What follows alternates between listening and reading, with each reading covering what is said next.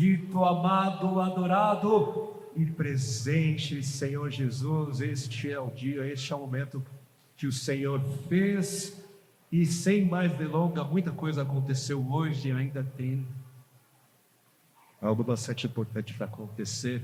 Vamos orar, buscar ao Senhor mais uma vez. Senhor, nós te bendizemos, Senhor, por este momento, te bendizemos por essa hora, quando nos rendemos, Senhor, para ouvirmos, Senhor, a Tua palavra sendo compartilhada, sendo explanada, sendo interpretada. E nós te pedimos, Senhor, te pedimos o Teu auxílio, a Tua intervenção mais uma vez, porque quando o Senhor fala conosco, Senhor, ali, Senhor, a vida, a esperança, a luz, a edificação, e faça isso, Senhor, nessa noite, gere vida, continue a gerar, Senhor, edificação, esperança, força, Senhor, para a glória do Teu nome, Senhor, para que continuemos, Senhor, nossa jornada, Senhor, na Tua força, no Teu ânimo, na Tua palavra, no Teu Espírito,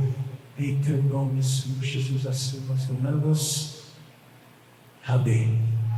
Amém. Amém. Vamos abrir o texto bíblico em Atos, no capítulo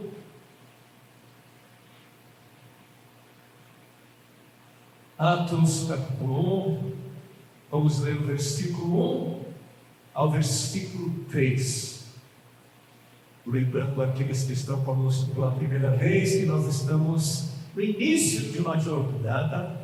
Nós começamos recentemente uma nova série que acontece ao mesmo tempo, paralelamente, de Lucas e Atos, e comigo ficou a incumbência de estar então irmãos mergulhando nesse texto precioso. E hoje é o nosso segundo momento, ainda esse momento introdutório.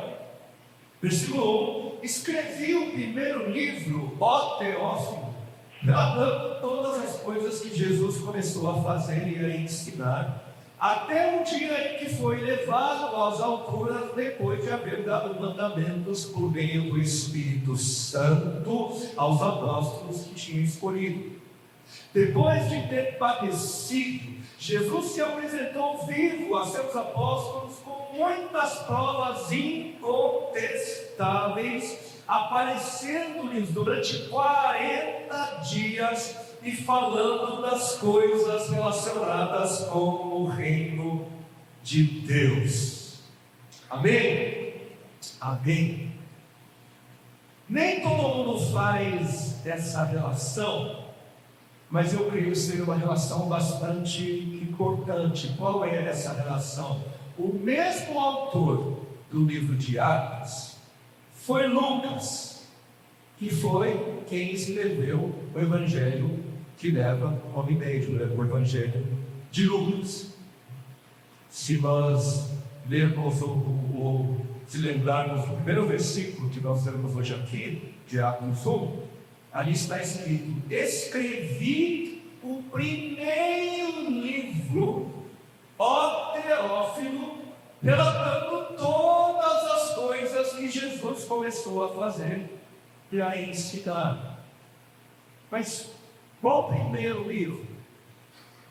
Agora eu convido os irmãos a lerem comigo os primeiros versículos de Lucas. Lucas, capítulo 1. Eu vou ler do versículo 1 ao versículo 4. Visto que muitos já empreenderam uma narração coordenada dos fatos que entre nós se realizaram. Olha só, muitos já haviam empreendido na narração, uma narrativa coordenada, organizada, os acontecimentos, conforme nos transmitiram os que desde o princípio foram deles testemunhas oculares e ministros da palavra, e aqui está falando dos discípulos do Senhor, e provavelmente está falando, por exemplo, de um escrito que já existia no tempo de Lucas, que é o escrito de Marcos, do Evangelho segundo Marcos, que foi né, que apareceu primeiro.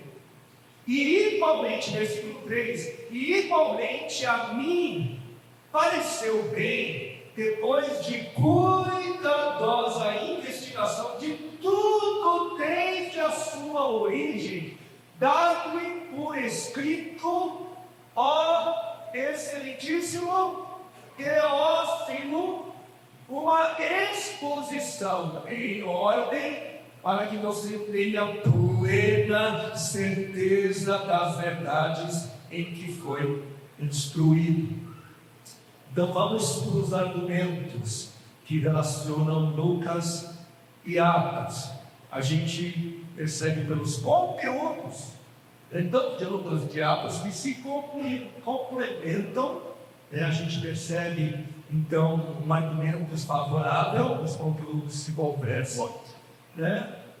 Pelas características similares na forma de escrever no grego.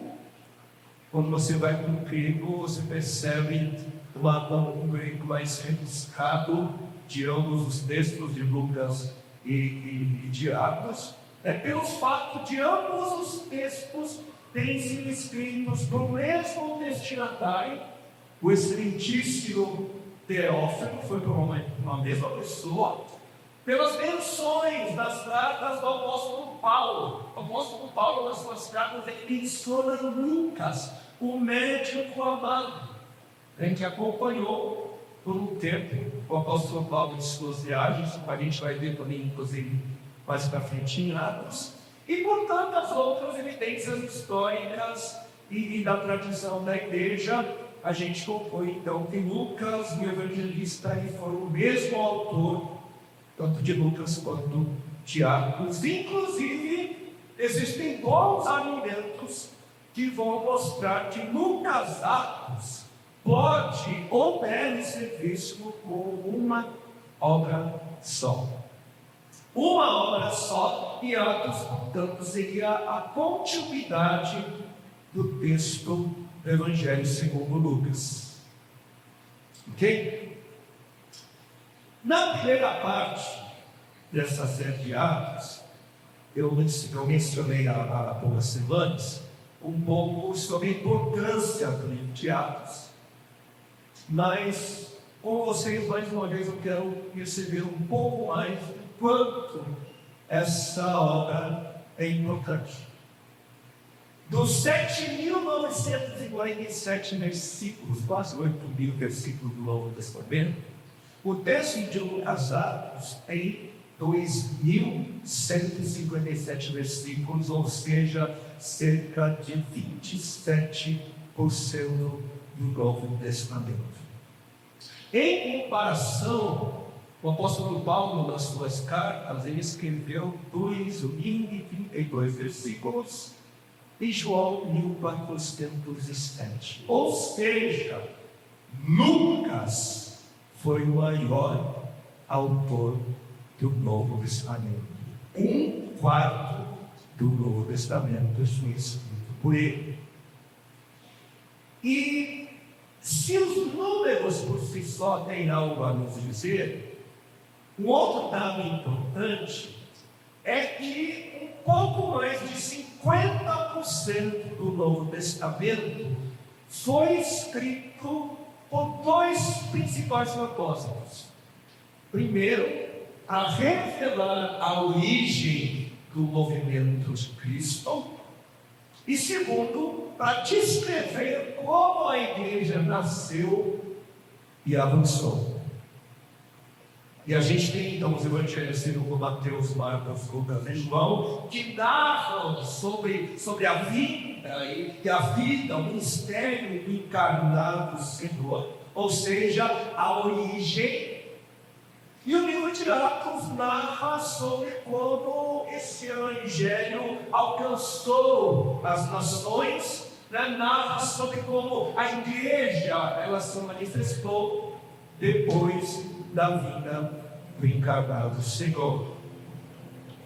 O outro número que é relevante, cerca de 38% do Novo Testamento foi escrito para nutrir aqueles e aquelas que já pertenciam a Cristo, ou seja, 30 anos sendo escrito para sustentar cristãos, falar com cristãos, e aqui obviamente nós estamos falando das cartas, das epístolas, e 6% então ficaria no texto de Apocalipse, que tem características próprias. E esses números, esses dados, eles vão nos mostrar algo, eles dizem algo com muita clareza. E o que esses números nos dizem é que existe uma ênfase do Novo Testamento. A maior ênfase do Novo Testamento é voltado para convencer os que não creem a se tornarem crentes em Cristo Jesus. Existe uma ênfase evangelística. Os evangelhos do livro de Atos, ou seja, mais da metade do Novo Testamento, vamos fazer perceber a grande ênfase do Novo Testamento, que é alcançar a todos quanto for possível, até os confins da terra, ensinar, batizar, discipular a todos quanto for possível, até a volta do Senhor Jesus. Eu vi, eu encarnei, eu morri e ressuscitei, agora vão, ide, continuem o que eu comecei. E se as palavras de Jesus, ide por todo mundo e pregai o Evangelho a toda criatura, fazendo discípulos de todas as nações, se essas palavras encerram os Evangelhos, o livro de Atos vai nos contar, vai narrar o cumprimento da grande e da última ordem deixada pelo Senhor. Os discípulos, eles obedeceram, eles foram, eles pregaram e batizaram e ensinaram a todos quanto puderam. E se o livro de Atos não nos mostra um final, onde a gente percebe ali um fim, the end, que o livro de Atos termina no capítulo 28 de forma aberta. E isso é porque o livro de Atos continua sendo escrito nos dias de hoje. Não existe um final, porque Atos, de certa maneira, continua sendo escrito, e cabe a nós cooperarmos para sermos usados para que novos capítulos sejam escritos. Amém? Eu já disse isso num outro momento, mas eu não creio que esteja à toa. Não é, obviamente, não é à toa que o maior gênero literário que nós encontramos na Bíblia, inclusive no Novo Testamento, seja o gênero da narrativa, a narrativa histórica. O maior estilo literário encontrado na Bíblia, maior que os proféticos, maior que a literatura poética, os escritos de sabedoria, maior que as cartas, maior que os textos apocalípticos, é a narrativa. A Bíblia, ela passa, na maior parte do tempo, ela passa narrando acontecimentos históricos, narrando fatos. E isso faz bastante sentido. Por quê? Porque aquilo que mais fala sobre a nossa identidade é a nossa história.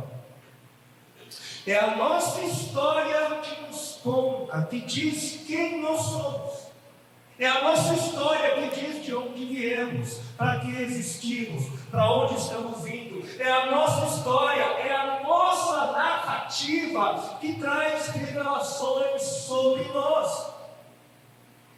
E não é sem motivo de uma pessoa com amnésia. A primeira pergunta que uma pessoa que perde a memória faz, qual é a primeira pergunta? Quem sou eu? Quem sou eu? Qual é a minha identidade? Quando a gente não se lembra, quando não conhecemos a nossa história, não sabemos quem somos. E a narrativa faz isso. A história narrada em Atos vai nos responder perguntas como: de onde viemos? Como a igreja nasceu? Para que nós existimos? Nós temos uma missão, temos um propósito. Como Deus deseja usar esta igreja? Qual é a nossa finalidade? Em graças ao Senhor por nossa história. E hoje é o nosso segundo encontro, como eu disse, nessa nova série de mensagens baseada em Atos. E nessa nossa jornada, nós vamos nos conhecer então ainda mais, por ser da nossa história, e nós vamos conhecer ainda mais aquilo que é o autor da nossa história. Bem, antes de nós falarmos do tema principal desta noite, eu queria fazer só mais um comentário, mais alguns comentários. Quando nós percebemos que se trata do mesmo autor e que ambas as obras têm relação direta, aquilo que Lucas escreveu nos primeiros versículos do primeiro capítulo de Lucas serve para Atos também. Também serve.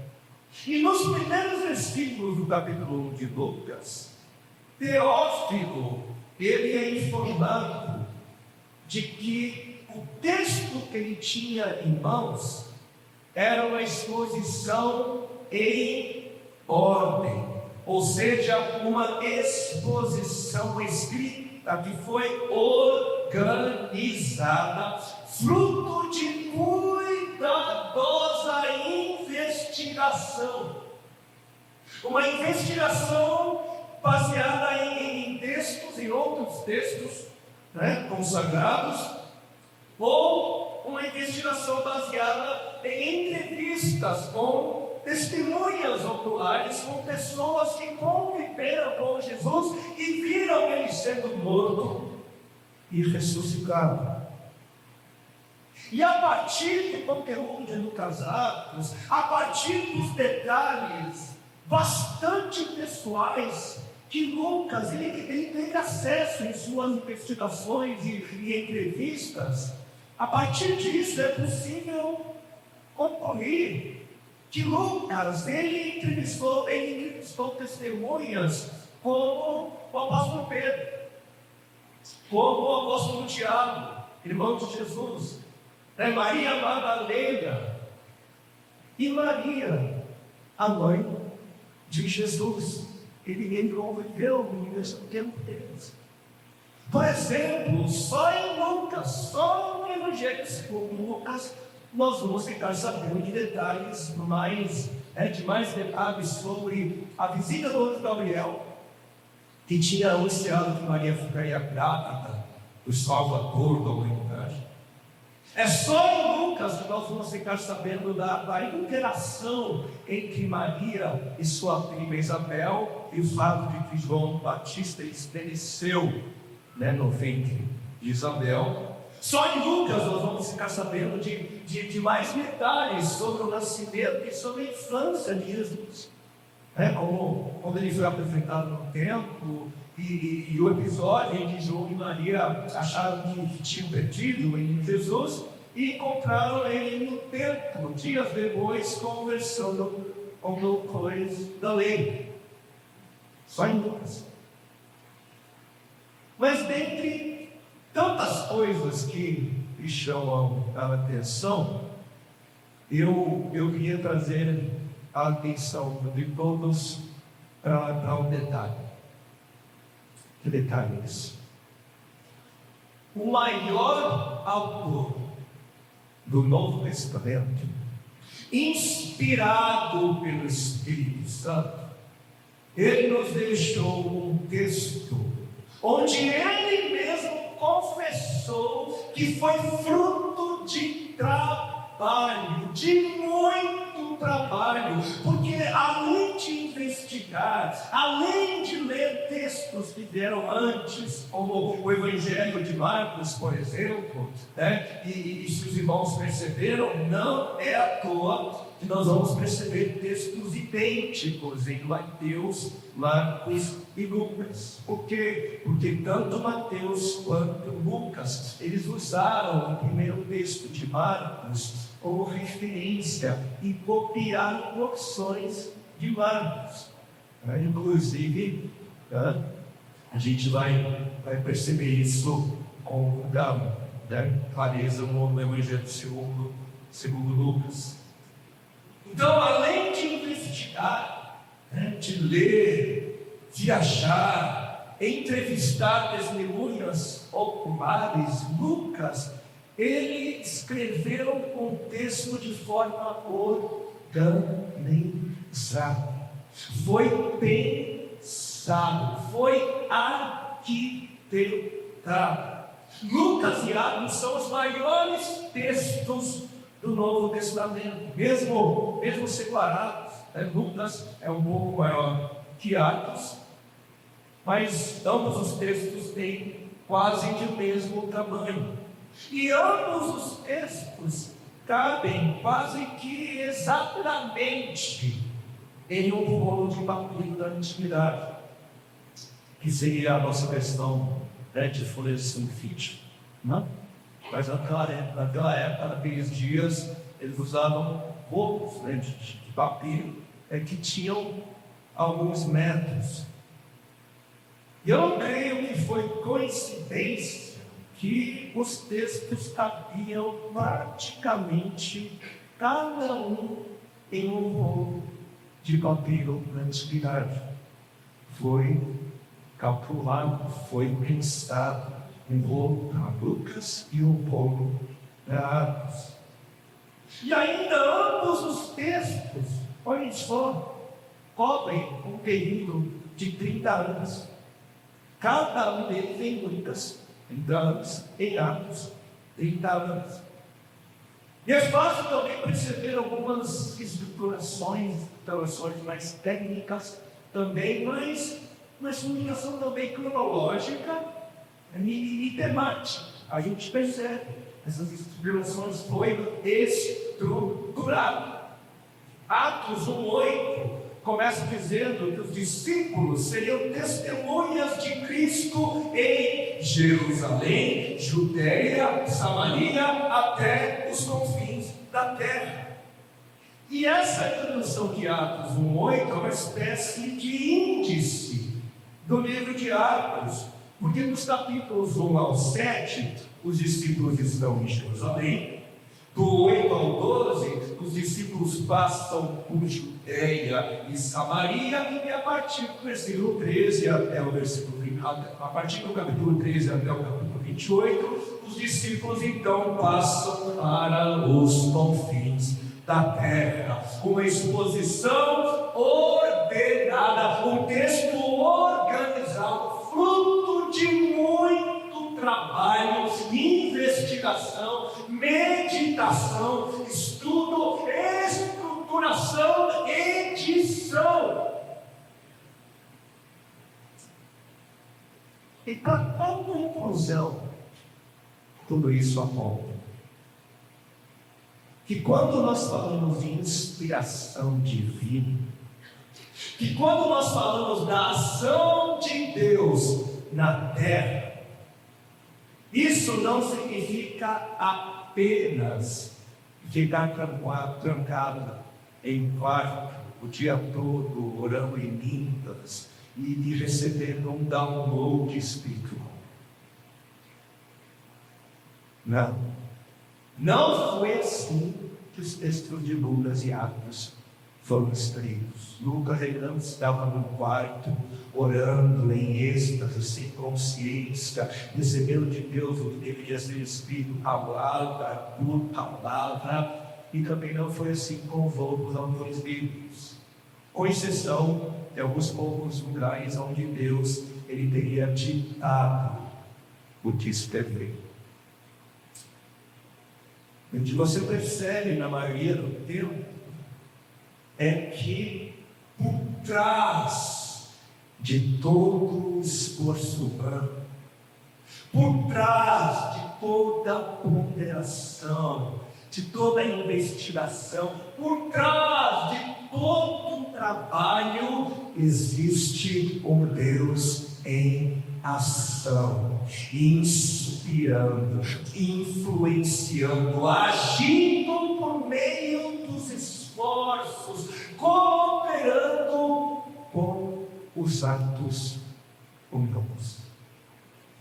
Assim como na dualidade de Cristo, porque Jesus, o Senhor encarnado, ele foi plenamente homem e plenamente Deus, assim também é a Bíblia, humana e divina, com culturas duplas do céu e da terra.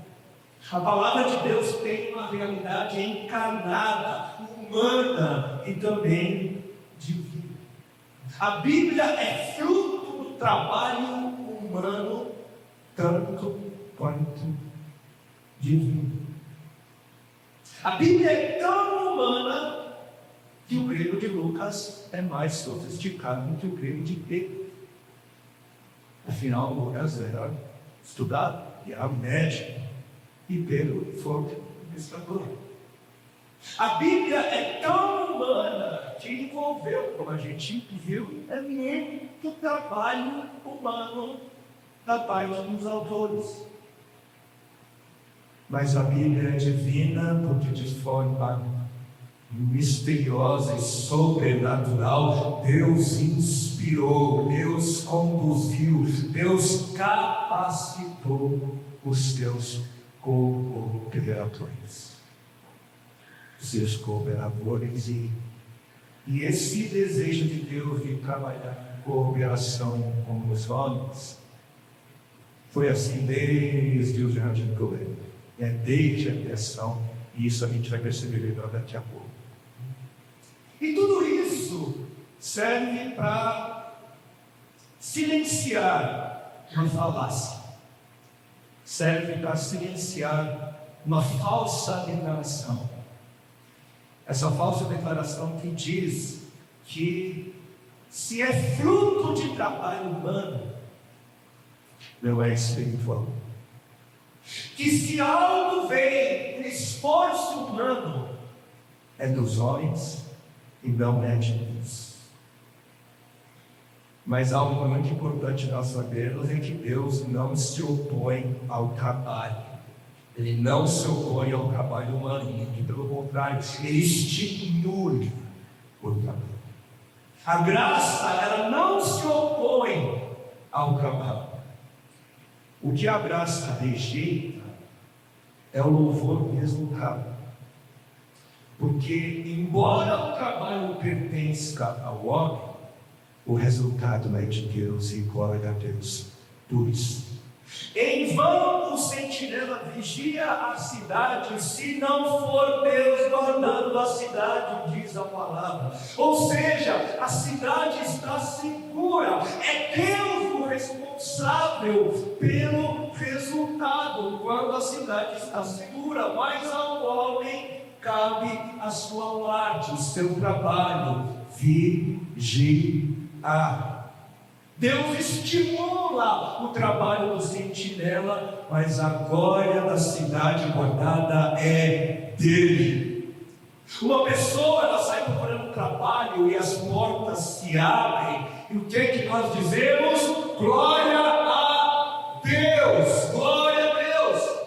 Você estuda e passa no concurso, e o que a gente diz? Glória a Deus! Você faz devocional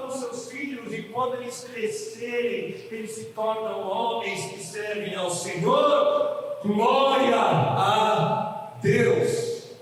Nós fazemos a nossa parte e Deus faz a parte mais importante, a parte que pertence a Ele. O nosso trabalho não é vão, porque Deus abençoa, Ele intervém na ação do nosso trabalho.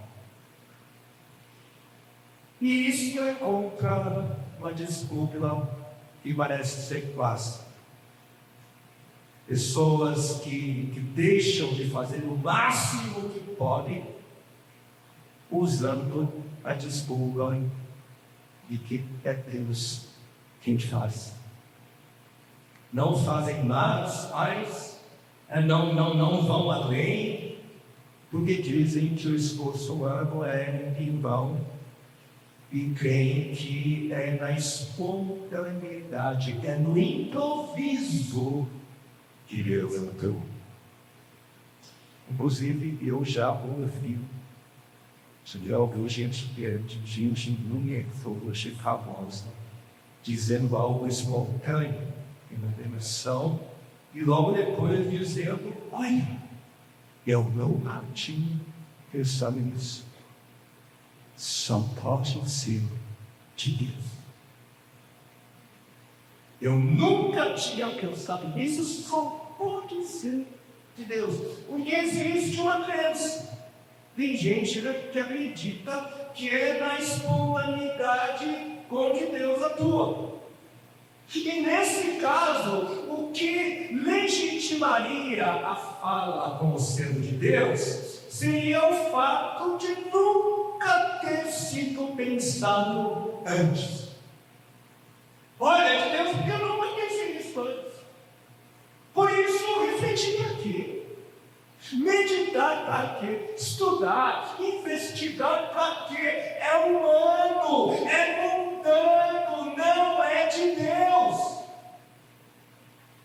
E isso é problema. Então, muito cuidado, igreja. Muito cuidado. Se algo nunca foi dito, por nunca ter sido pensado, se outros nunca pensaram nisso antes, cuidado. É aí onde estão as heresias. Se a gente se lembrar das palavras de Gálatas 1, 8, 9, ainda que nós, ou mesmo um anjo vindo do céu, pregue a vocês um evangelho diferente daquele que temos pregado, que seja anátema, amaldiçoado. Como já dissemos agora, repito, se alguém está pregando a vocês um evangelho diferente daquele que já receberam, que seja amaldiçoado. Tome bastante cuidado com novidades, porque o papel do público não é ser original, não é originalidade, não é novidade, mas é fidelidade.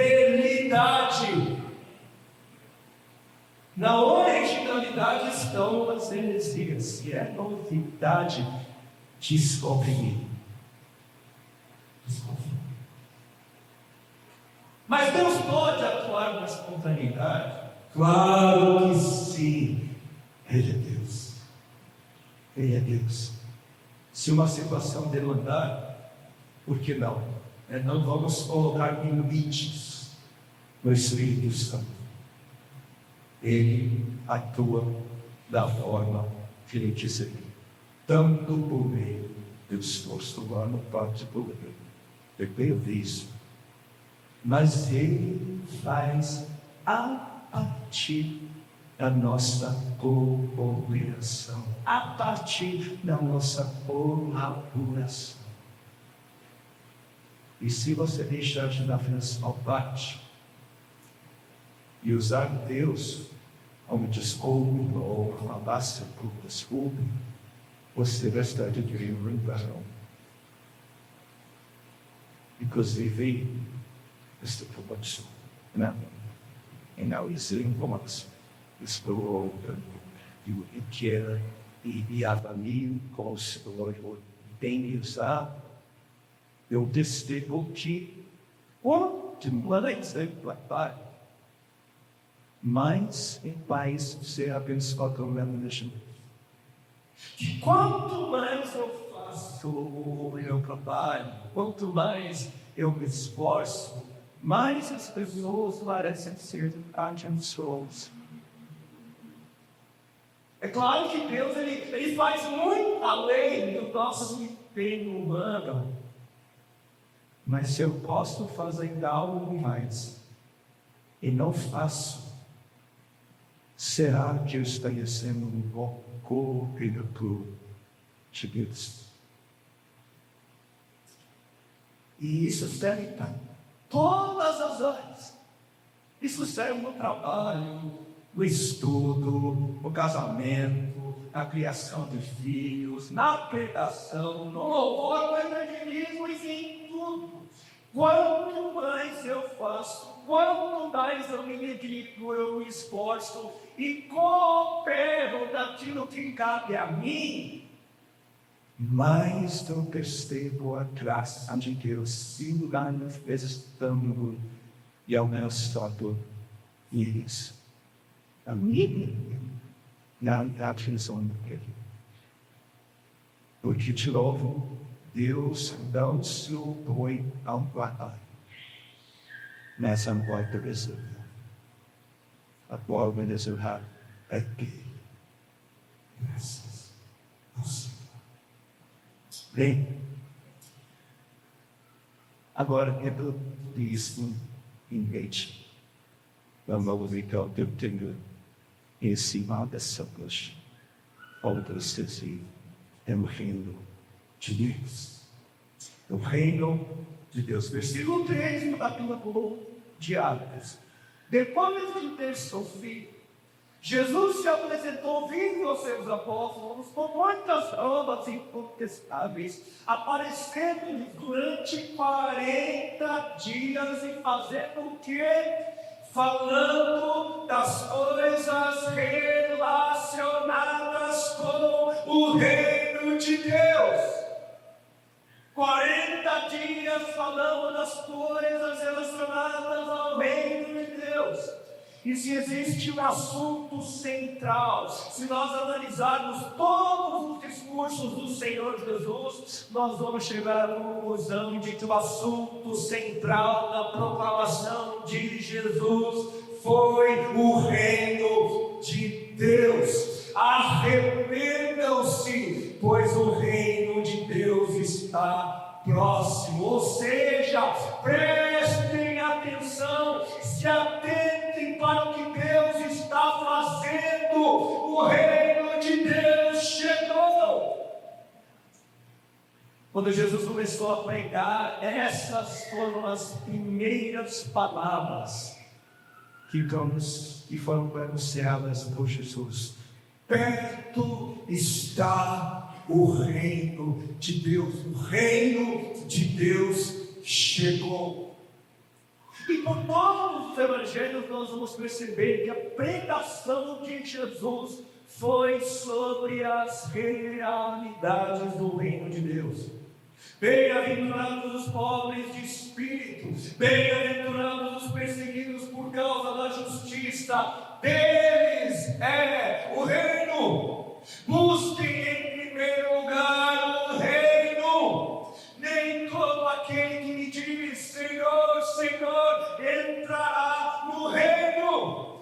É necessário que eu pregue as boas novas do reino. Se é pelo dedo de Deus que eu expulso demônios, então chegou a vocês o reino de Deus. Ninguém pode ver o reino de Deus se não nascer de novo. O meu reino não é deste mundo. E quando vocês orarem, digam: venha o teu reino.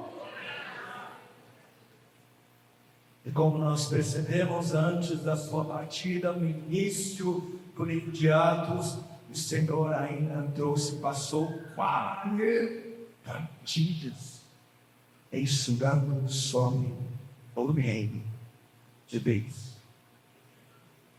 por isso, quando foi a também em Atos e o restante do Novo Testamento, o reino de Deus realmente, aceito é o grande plano de fluir em quem te abençoando tudo que é isso. Escute, por que seria o reino, o grande tenda, o grande entorno de fundo? Por que as primeiras palavras registradas de Jesus foram sobre a chegada do reino de Deus? Por quê? Porque nós temos a linguagem da salvação teria relação com a entrada no reino de Deus. Por quê? Porque os discípulos perguntariam vez após vez se o reino de Deus ou quando o reino seria instaurado. Essa linguagem de reino é uma linguagem estranha para nós. É um conceito estrangeiro. Entre os brasileiros ou como aqueles que nunca pertenceram a uma monarquia, é um conceito distante. Mas não era uma linguagem estranha para os ouvintes de Jesus no primeiro século. O povo judeu daqueles dias conhecia muito bem a realidade de se pertencer a um reino. E tudo isso a gente percebe no primeiro capítulo do primeiro livro da Bíblia. No livro de Gênesis, ali já se percebia, já se via a linguagem, já se percebia a ideia de que os seres humanos haviam sido criados dentro de uma realidade de reino. Palavras muito conhecidas de Gênesis 1:26. E Deus disse: façamos o ser humano à nossa imagem, conforme a nossa semelhança. Tenha ele domínio. Tradicionalmente, quando é dito que nós somos conforme de você, imagem, semelhança, tradicionalmente dito, nós falamos de modo, nós somos diferentes, os animais, em termos de inteligência, de consciência, em termos de moral, de ética. Só que a primeira coisa que Deus veio é nos dizer que a nossa semelhança a Deus está na capacidade de dominar. Ação segundo a nossa imagem, conforme a nossa semelhança, tenha ele domínio. E esse termo, domínio ou dominar, ele é um termo semelhante a governar, a reinar. Domínio, tem a ver com aqueles que dominam. Reina quem tem o reino, quem tem a autoridade. Inclusive, no final do relato da criação, ali depois que Deus seria todas as coisas em 6 dias, aí no final a linguagem de reino, onde existe um regente, um rei, é bem perceptível, é presente. O que foi que aconteceu no 7º dia?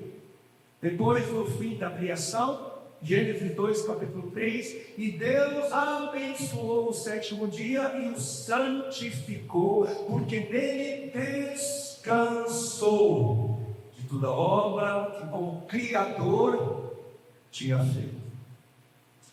E no português, quando nós olhamos para a palavra descansou, depois vai marcar 6 dias. O que é que muita gente entende? Bom, se isso vai bater 6 dias, então é justo no 7º colocar o chinelo, ir na rede, tomar uma hora de pouco, não é assim. E muita gente entendeu, nasceu disso. Mas quando a gente vai no texto original, no hebraico, a palavra que nós traduzimos como descansou é a palavra Shabbat, que literalmente significa parar. Deus parou, Deus cessou. E a palavra Shabbat, inclusive, é a palavra que dá origem à palavra Shabbat. Não é? Sábado, que nós estamos sempre no diálogo de descanso também. Então, de fato, existe uma relação entre Shabbat e o descanso. Só que Shabbat, essa palavra, ela compartilha a mesma raiz da palavra Shevet, que significa algo bastante interessante, importante, significa assento, significa habitação, ou especialmente trono. Trono. E quem participou da sua essência, percebeu que quando Deus criou o universo, Deus estava criando um palácio, um lar para pasturar a humanidade. Isto pode ser visto em Gênesis, o capítulo 1, e então esses textos também. E quando Deus ele terminou, quando Deus ele parou de criar, ele não tirou férias, mas ele Shabbat. É como um rei que se assenta em seu trono, em seu palácio. E quando um rei ele se assenta no seu trono, mesmo que está um descanso, isso simboliza a sua condição de governante, de regente. Então, depois de criar os céus e a terra, Deus ele cessou, Deus ele descansou, Deus ele se colocou em uma posição de rei, a reinar sobre o universo que ele tinha criado. Eu sugiro a gente não passa por sua essência, aqui seguinte, ainda mais claro. Em Gênesis, então, nós temos que a humanidade, em graça, a humanidade recebeu uma principal marca de Deus, que é a sua autoridade a governar. Dominem, ou seja, governem, reinem sobre toda a criação. Mas esse domínio não seria um domínio independente. Seria um governo debaixo do governo de Deus. E é aqui onde começa o conceito de mordomia. Deus, ele é o rei da criação e a humanidade foi criada para representar a autoridade de Deus na criação. Ele nos criou para sermos seus cooperadores no mundo de Deus. O governo de Deus no mundo criado iria acontecer por meio dos seus embaixadores, por meio dos seus governantes. Só que como nós sabemos muito bem, algo de interno aconteceu. O dia 20 foram criados para representar o rei, para representar o reino desse rei. Eles se rebelaram. E eles acabaram escolhendo ser reis e rainhas de seus próprios filhos. E nós chamamos esse momento de queda. E nesse momento aconteceu a ruptura, a separação. E os homens ou reis passaram então a determinar eles mesmos o que seria certo e errado, bem e mal. o que se podia, mas não se podia fazer.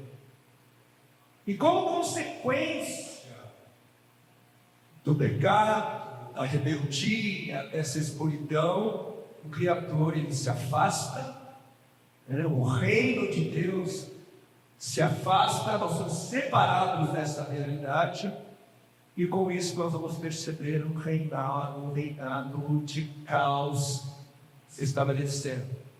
E aí, irmãos e irmãos, pais são desonrados, mentira, inveja, roubo, cobiça e tantos outros males passam a tomar conta deste mundo caído, sem o governo do seu Shinshinae. O mundo então ficou perdido, a humanidade estava perdida, e agora vale pensarmos no que biblicamente significa o termo reino. Biblicamente, do que se trata a palavra reino? Qual é o entendimento que nós vamos encontrar na Bíblia sobre o reino de Deus? Pelo menos 5 realidades. A primeira realidade é que existe um reino. O reino só existe se existe um regente, o reino. A segunda realidade de um reino é o seu povo. E quando a Bíblia usa o termo reino, a Bíblia se refere a um povo. No Antigo Testamento, Israel era esse povo, o povo de Deus, e no Novo Testamento, a igreja é o povo de Deus, sobre quem ele governa. E isso é importante, porque diferente de alguns discursos até mesmo piedosos, uma aparência de muita piedade, diferente desses discursos, estar envolvido com a igreja, e na prática está envolvido com a igreja local, é sim estar envolvido com o reino de Deus. Nós fazemos parte do seu povo. A terceira realidade do reino é que nesse reino, onde existe um rei que governa sobre o povo, neste reino existe uma lei, a vontade do rei. E no Antigo Testamento nós vamos perceber que o povo tinha a Torá, a lei.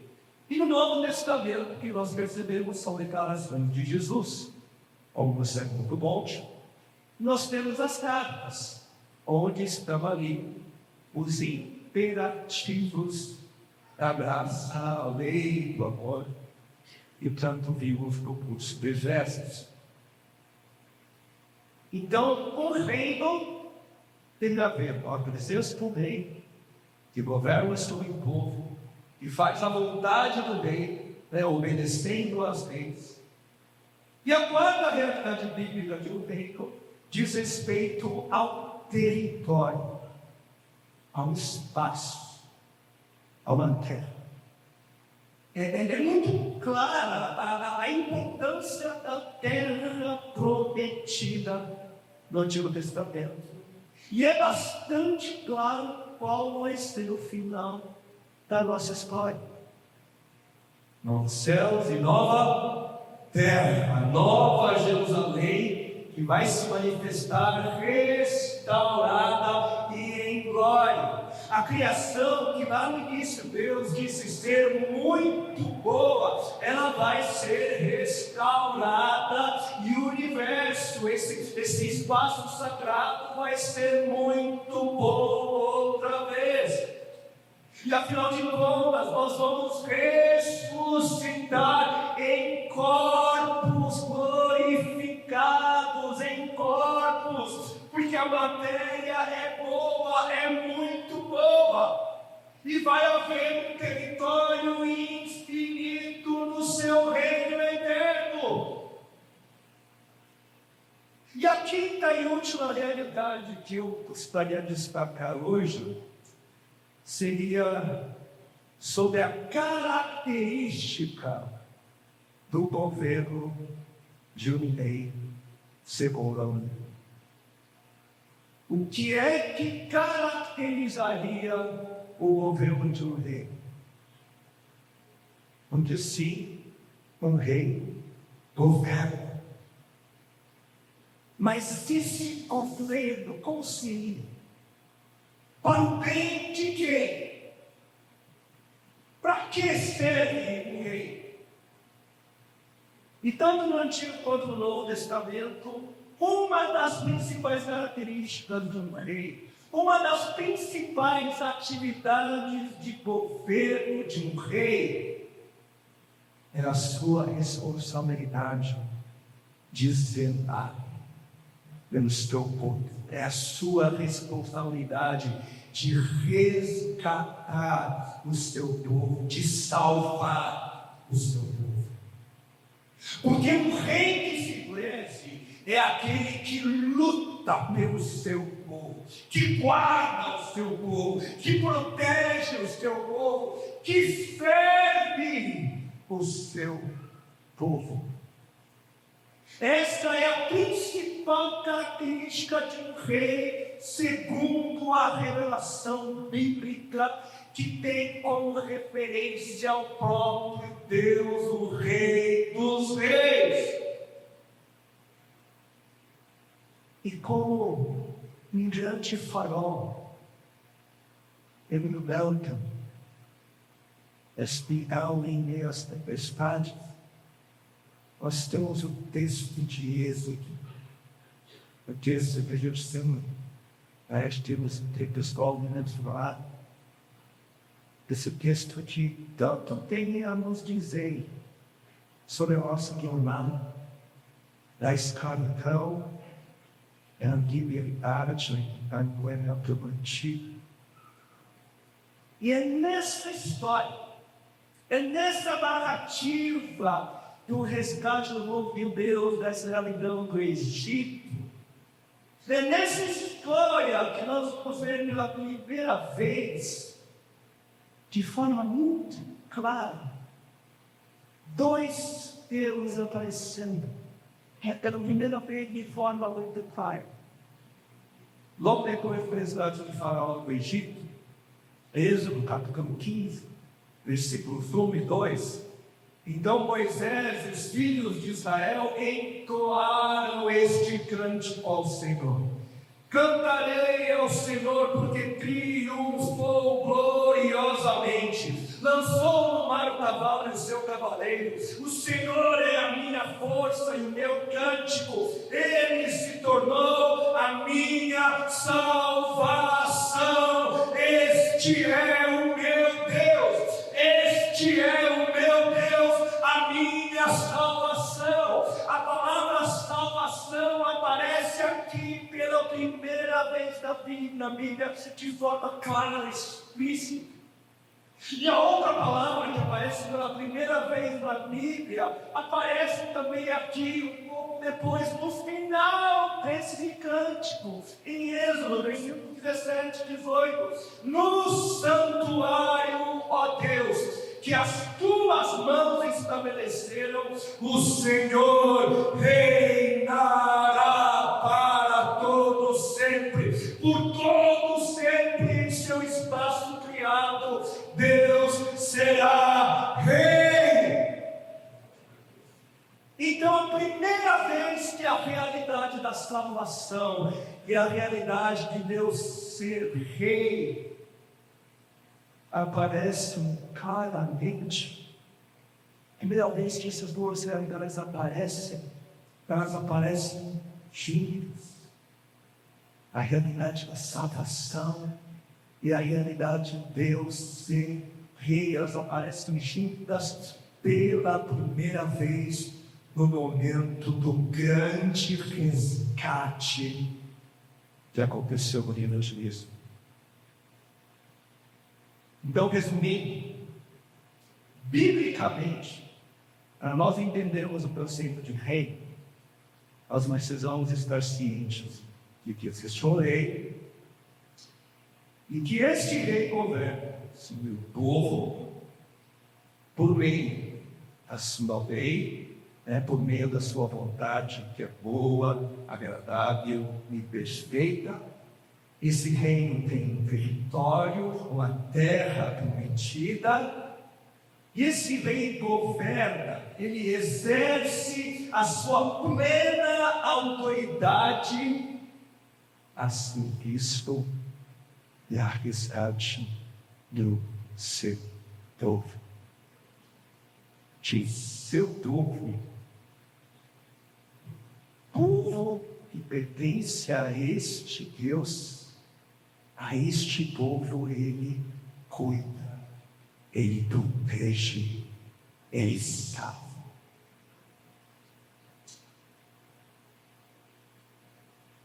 Uma orações do meu Pai do Espírito. Jesus, ele tinha em monte todas essas coisas. E nisso, quando você quiser, eu arrependas. O Rei de Deus chegou. E nós somos aqueles que declaram que Jesus é o nosso Rei, que Ele é o Rei dos reis e Senhor dos senhores. Mas quando? Quando foi que Jesus foi aclamado Rei? Quando foi que Jesus foi coroado? Quando foi que colocaram uma coroa na cabeça de Jesus e Ele foi confirmado como sendo o nosso Rei? Quando foi que Jesus foi colocado nas alturas? Ele foi elevado e sobre ele estava uma placa que dizia: Jesus de Nazaré, Rei dos Judeus. Quando? Na cruz, quando a serviço do seu povo, quando em resgate ao seu povo, quando para trazer salvação ao seu povo, Jesus foi confirmado como Rei. Quando ele foi pregado naquele madeiro, naquela cruz em nosso lugar, aquilo que foi para muitos uma ironia, de fato, no momento da crucificação, quando ele recebeu uma coroa de espinhos, ele foi elevado com uma placa ali que dizia que ele era o Rei. De fato, ali o Rei dos reis foi coroado. Ali o Rei dos reis estava sendo aclamado. Ali o Rei dos reis estava provando ser quem ele era. O Rei Redentor, o Rei Salvador, o Rei a serviço do seu povo, como deve ser um Rei, segundo o padrão de Deus. Por isso ele disse: toda autoridade me foi dada, toda autoridade é minha. Eu sou o Rei dos reis e Senhor dos senhores, porque eu sou o Rei que salva. Isso não. Realmente que todo mundo entregue o Evangelho, anuncie as boas notícias. E aqui em detalhe, porque o Evangelho para nós, de tanto que nós ouvimos, o que vem à nossa cabeça é que o Evangelho significa apenas boas notícias. Mas nos tempos de Jesus, a palavra Evangelho tinha um outro sentido. O Evangelho naqueles dias tinha a ver com aquele anúncio interno, aquele anúncio oficial, público, da parte do reino dos homens. Boas notícias, o Evangelho tinha a ver com a vitória de uma grande guerra.